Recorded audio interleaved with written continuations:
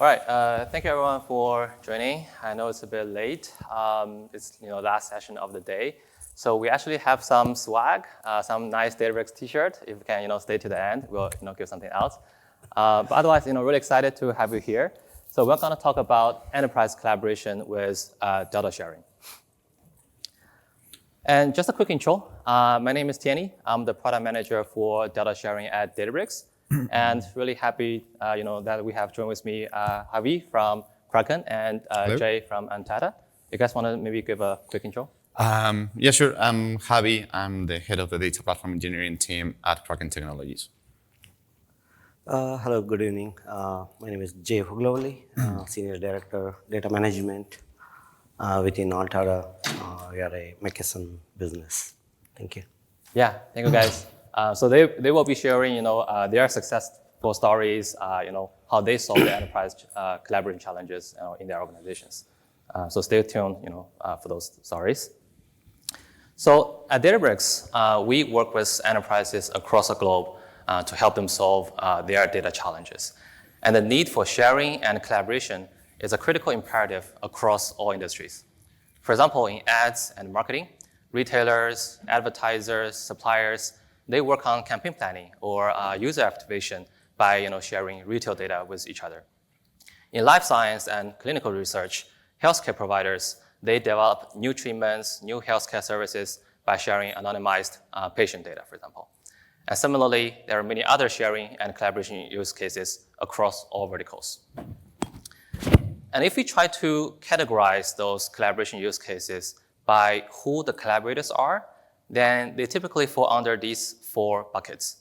First is you might be getting third-party data from data vendors, or you may be selling data yourself to other external parties. So that's the data licensing pattern. The second one is you might have data stored in different SaaS platforms, and you wanted to combine them, consolidate them into a single point of view. So that's bi-directional sharing between those SaaS platforms. And the third is you might also collaborate directly with your external partners in a kind of peer-to-peer manner. But the focus of today's talk is actually on the last one. It's about, in enterprises, how do we facilitate collaboration? Because there are typically many different business units, domains within an enterprise that operating relatively independently, right? So how can we facilitate a collaboration there? What's the best practice? So by talking to many of our customers, what we found is that the top challenge in enterprise collaboration is often not related to data itself, but it's more about how to give users timely and secure access to data that is scattered across the enterprise, or in other words, how to break data silos. And it's not just us who found the problem. For example, Forrester reported in a recent study that 60% of data leaders describe data silos as a top barrier to better analyzing data and get value out of the data. So the inefficiencies and losses caused by data silos are real for enterprises. And the challenge is not unique to any specific enterprise. It's actually very common, mainly due to 2 reasons. One is organizational. It's because the centralized teams and processes, they become bottlenecks, and they are not keeping up with the complexities from organizational growth. This can happen, for example, when your business expands to a new geolocation. So now you have distributed teams that need to collaborate with each other. Sometimes the data has to be stored in certain locations for compliance reasons, so that makes things worse. It can also happen in M&As or conglomerates when you have different subsidiaries that need to collaborate and integrate with each other. So those are the common organizational reasons. The other reason is technological. It's because the proprietary data platforms and data formats today, they're not really built for sharing. So they lack interoperability to make things work. This can happen when you have different workloads that you deployed across multiple platforms or multiple clouds, sometimes unintentionally, maybe due to tech debt, due to legacy reasons, and sometimes intentionally because you wanted to search for the best price performance for your workload. So in that case, data kind of get trapped in those silos, and that's also a common recipe for those challenges.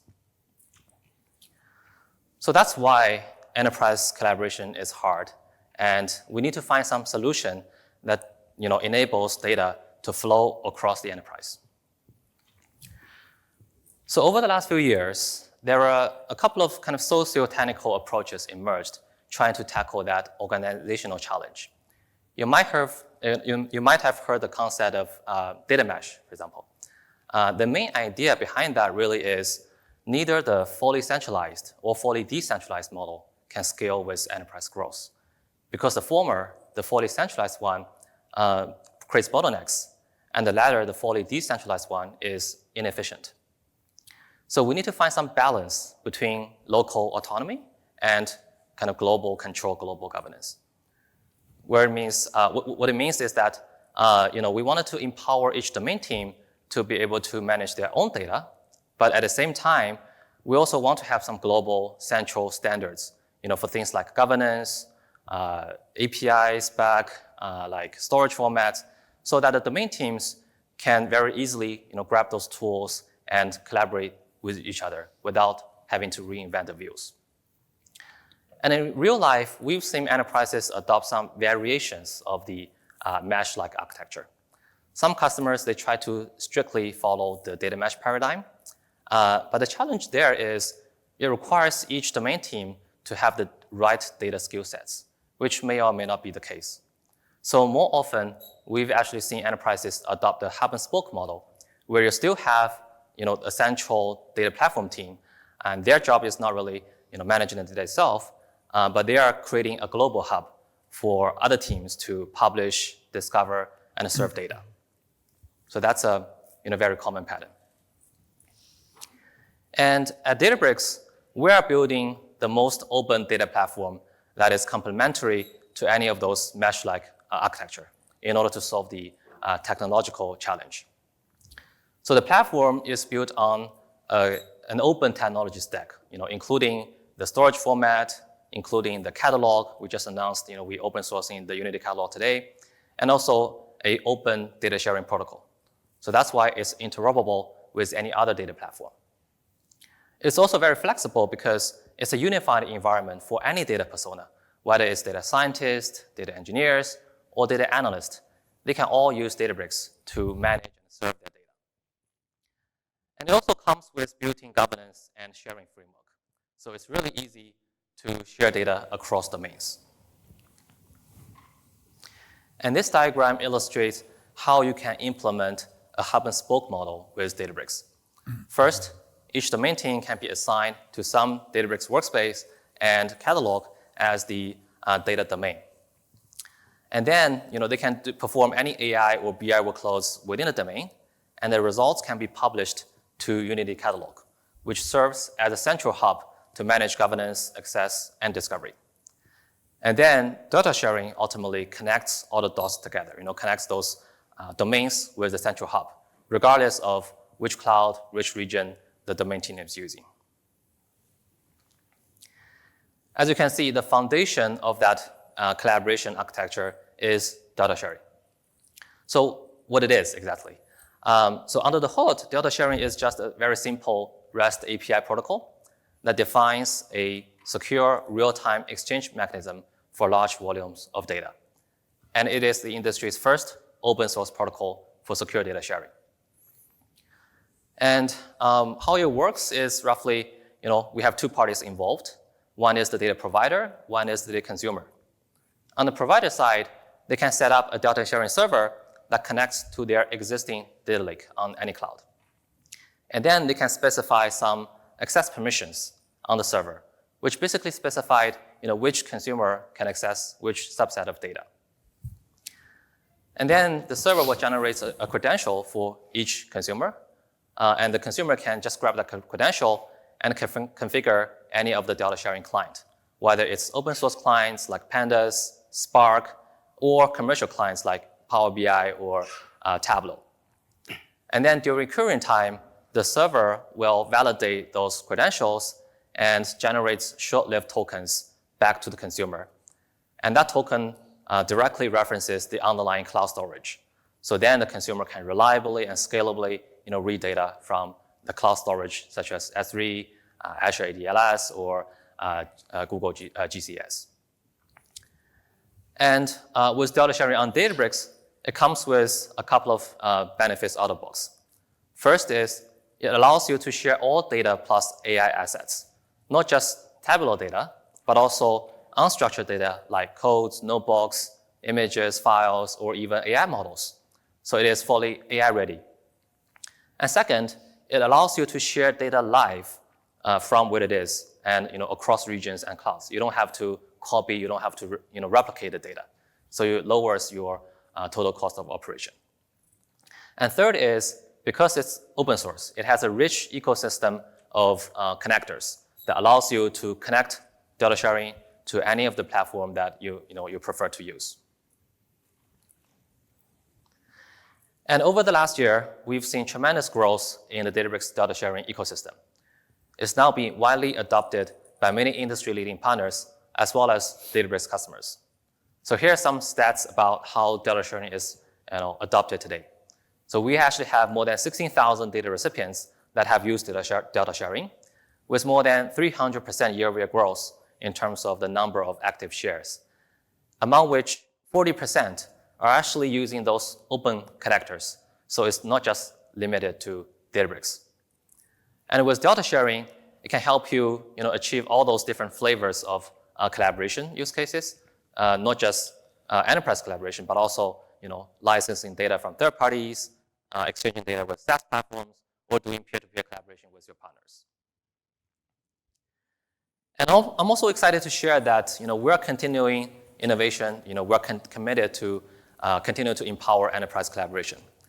And the two features I wanted to talk about, one is the capability to share a lakehouse federation. And for those of you who don't know, lakehouse federation allows you to run queries against external database or data sources, such as Snowflake, BigQuery, etc. And only the results are returned back to Databricks. So with this feature, it essentially allows you to share data from where it is in those external sources without having to build an ETL pipeline or moving data around. So that way, it's really simple to share external sources.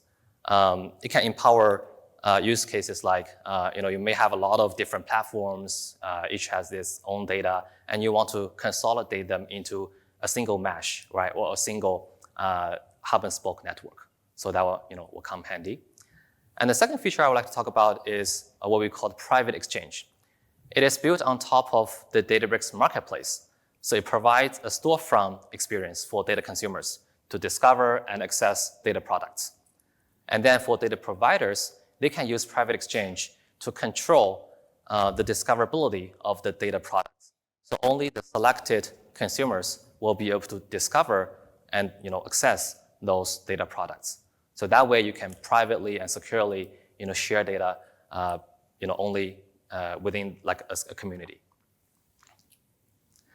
So with that, it's my pleasure to pass it to Javier to talk about how Kraken solve their collaboration challenges. Thank you, Tianyi. First of all, we are Kraken, the green data, the green energy company, not the crypto company, I think like that, or the good guys here.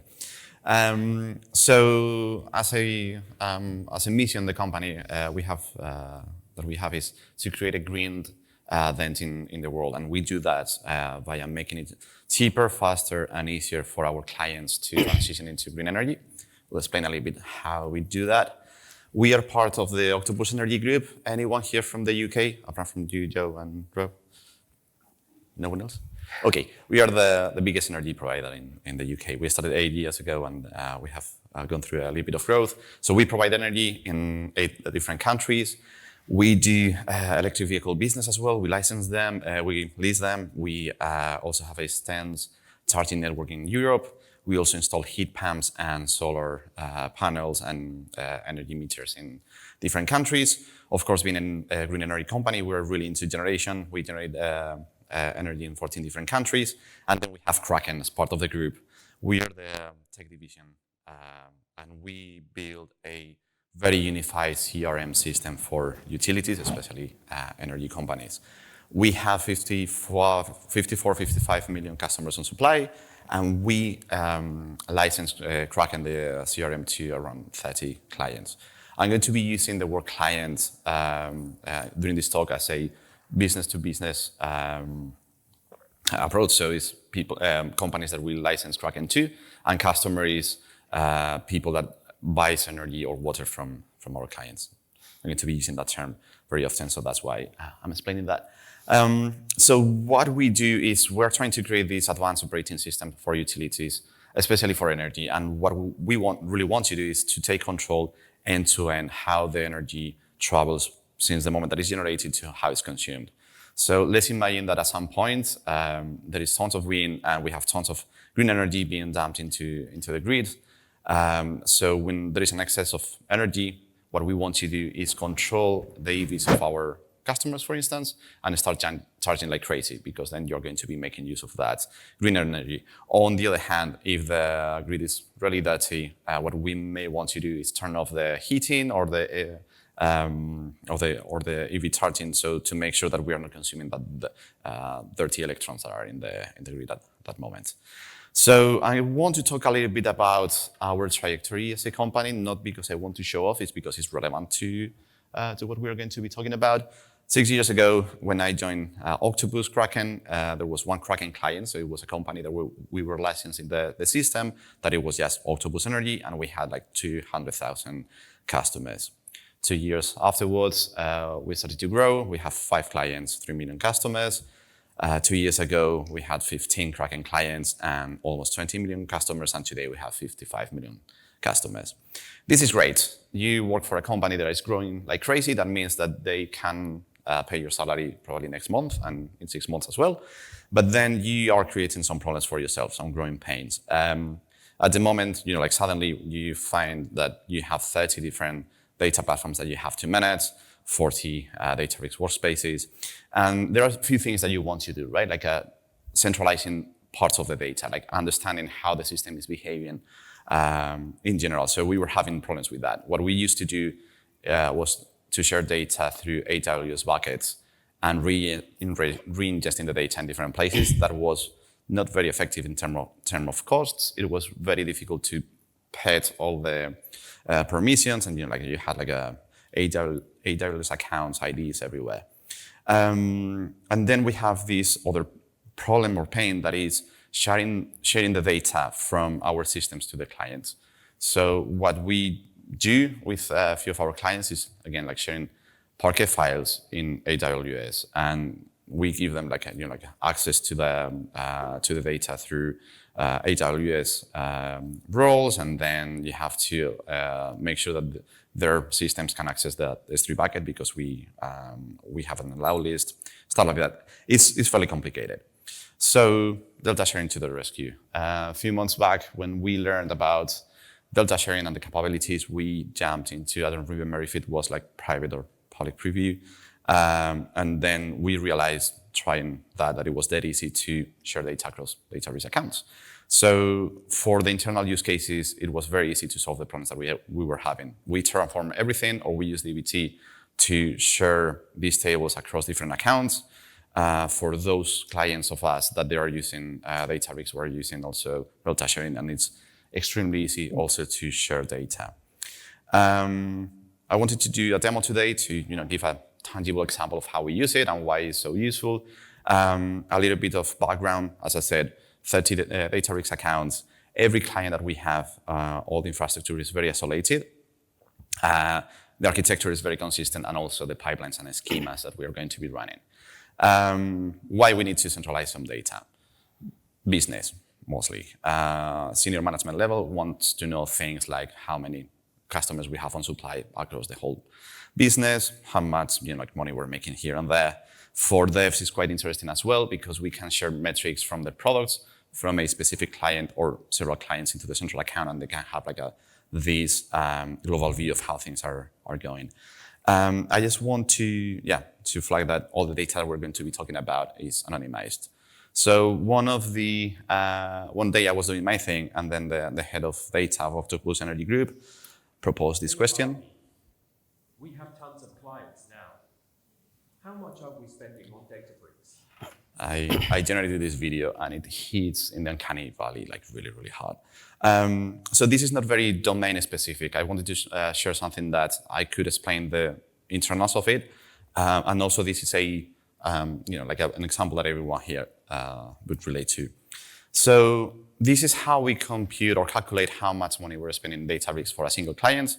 This is the architecture that we have. We have 2 AWS accounts, one for Kraken, the CRM, and then we have a account for Databricks that we orchestrate everything through Airflow, and we use dbt. How many of you are using dbt or are dbt users? Good. And I guess that also like most of you are Databricks clients as well. Cool. How many of you are looking forward to the party tonight? Many of you? Good. I'm looking forward to it. So yeah, we use dbt. We end up with tons of gold tables that we make accessible through the warehouse, and so analysts can access those tables through SQL if they want to create reports and dashboards. This is how I don't know if you can read this very well. This is how the dbt pipeline looks like. We're using as bronze layer mostly system tables from Databricks, a little bit of seeds for dbt, and you have this process of the pipeline that is going to end up with this gold table that we call here final data platform FinOps Databricks price usage, which is a mouthful. So yeah, but this is what the data analyst needs to do, right? Like it writes dbt, you get the data for a single client in that table. But now what happens when we want to aggregate all this data in a central place? This is a very similar architecture as the same that I was showing before. When you have many clients, you're going to have that template many times. And then in a central account, you have exactly the same. You have Airflow, you have Databricks, and then you have dbt running things. For our data analysts, when I say that we were using Terraform and dbt to share the data, what is happening in dbt actually is that we have these metadata that we can put in the model. When the model runs, it's going to share that specific table with the central account via a Delta share. And that's it. This is how the lineage looks like. You have all this information for end clients having exactly the same schema, the same tables. You share them with a central account. You use dbt to union them, and then you have this table to create a dashboard or to create a report or play a little bit with the data if you want to. This is how the dashboard looks like. What you would expect. You can see all the money that you're spending on Databricks. You can split that by workspace if you want.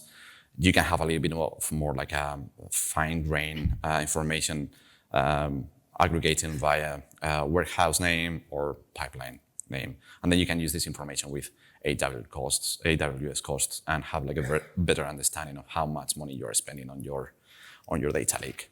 Other use cases that we cover or we use data sharing for is we not only share data from the client accounts into central account, the other way around as well, mostly for things like forecasting. So we use tons of electricity market data, weather data to do that forecasting. For our clients, we share data from our pipelines for also source data to them through Databricks.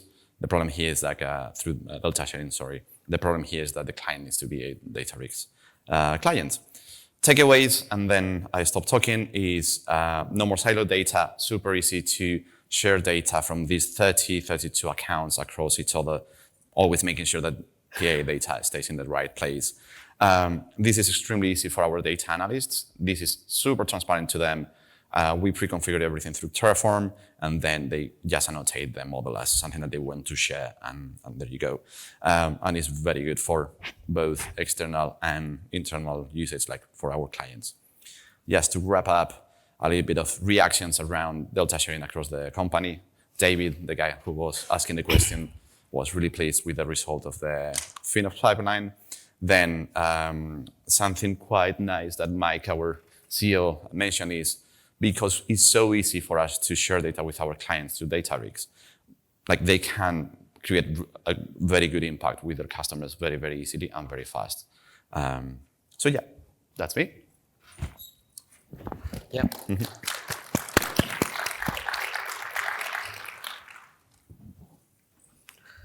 Okay, can you hear me okay? Looks like we have 14 minutes, 40 seconds, and me before you all can head out to, including myself, to the after conference party. So cheer up. I'll make it quick. So I'm going to share our experience in data sharing with delta sharing. It's a lot of shares there. A bit of introduction about ourselves. I work for Ontada.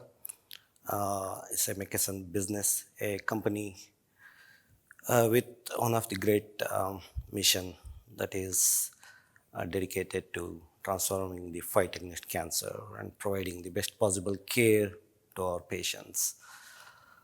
We are a McKesson business. We are in oncology, real-world data and evidence, clinical education, and providing provider technology support to our provider side of the business. We have the market-leading provider technology, which is iKnowMed. That's the EMR system that supports more than 2,600 providers. And we support mainly the one of the largest oncology provider network, which is US Oncology. It's part of McKesson with 1.4 million patients. And we do provide data of around 2.4 million patient records for real-world oncology data and insights. So in summary, we are a data science, data insights, and technology company in it to fight the cancer. Just to talk about our journey with Databricks. So we started around 1.5 years back, starting with the journey of migrating our existing legacy enterprise data warehouses into a brand new Ontada data platform. Here is the slimmed down version of our view of the Ontada Lakehouse, where for the last 1+ year, we are continuously bringing in the data, putting into the data lakehouse. Now we are in the phase of putting the data into use, right? So from a data sources standpoint, data ingestion standpoint, we bring in all kinds of data from our clinical systems, external partners, all through multiple protocols, genomics data, clinical data, you name it. We put it in a lakehouse which is built on top of a typical medallion architecture. We have our own common data model, which is a collection of best standards from best practices from the industry. Everything runs on top of the Azure Databricks. I just pointed out the support that is provided by Unity Catalog and the data sharing. From a data delivery standpoint, we have multiple channels. I called out few of them. Some of those are typical visualization platforms, things like SAS, and we currently rolling out quite a bit of data sharing protocol for sharing the data with other partners. I'll come to that in a second. From a consumer standpoint, we have all kinds of consumers ranging from developers, data scientists, biostatisticians, data stewards. We do publish data into our data marketplace, and we share a lot of our data which belongs to certain business units within McKesson. And also we share data with external partners. I'll try to zero in on the internal BUs. Over the years, we do share data with these internal BUs. Let me go to the next.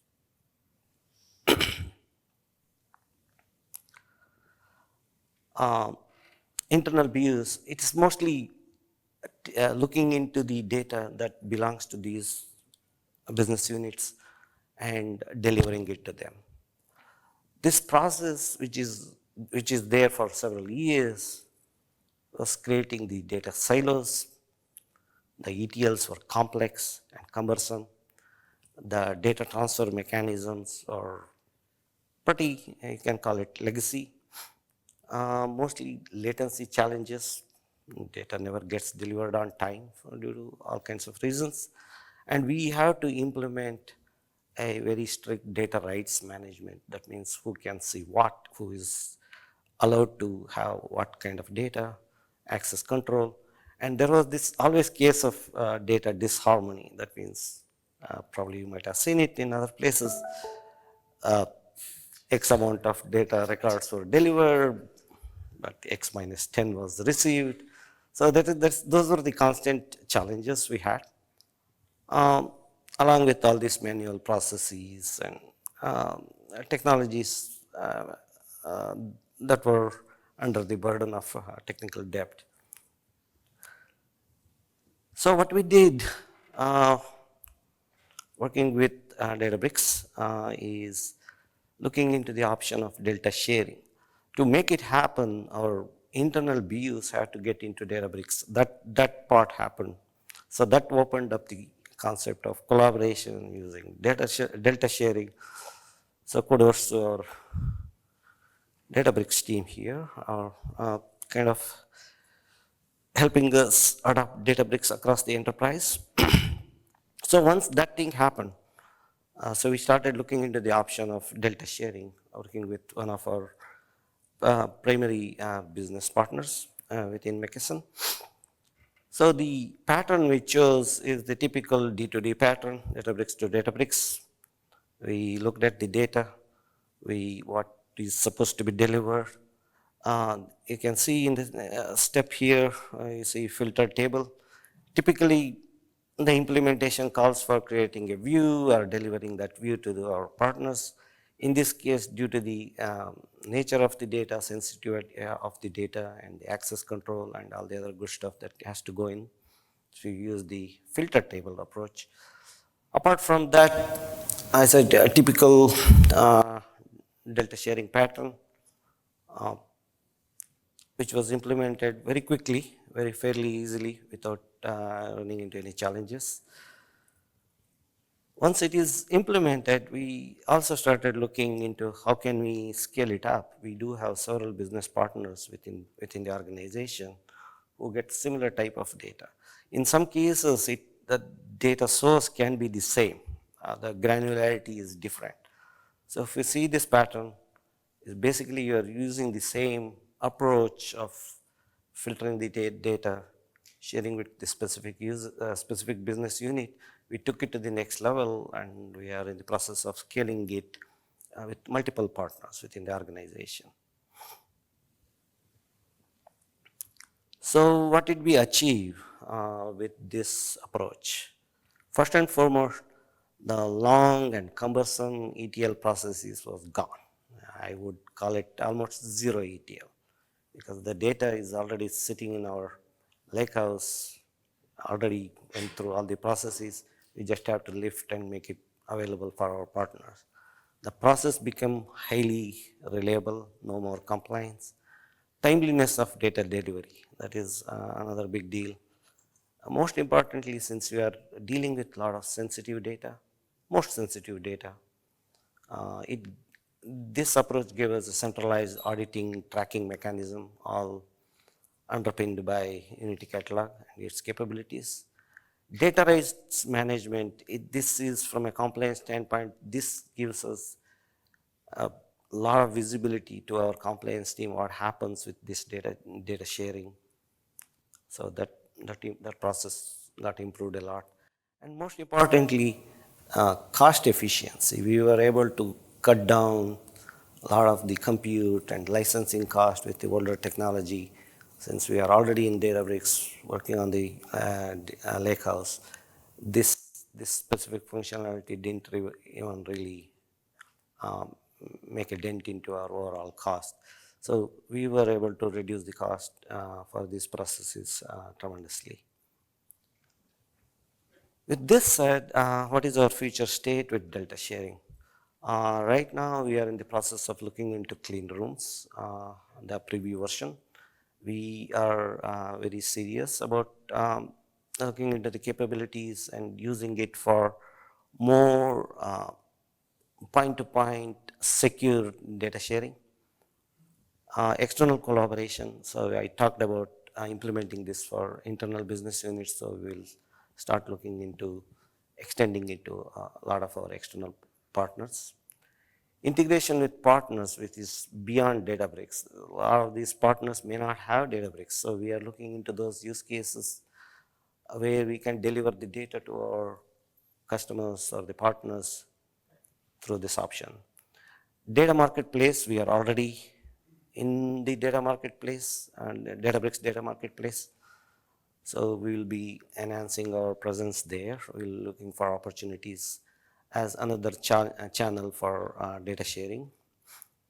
And while doing all this accelerate collaboration and innovation, we'll be continuously looking for newer features that is coming out of Databricks, even the one that got announced today, private exchanges.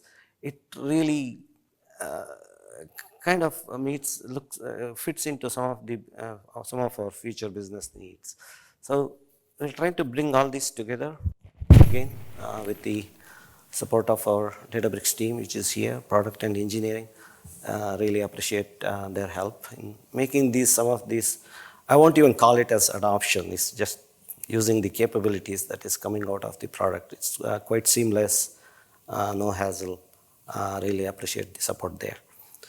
With that said, we'll close the session and open up for some QA. Yeah, all right. Thank you. Thank you, Jay. Thank you, Javi. Really happy that data sharing is making your life easier. So that makes my day as well.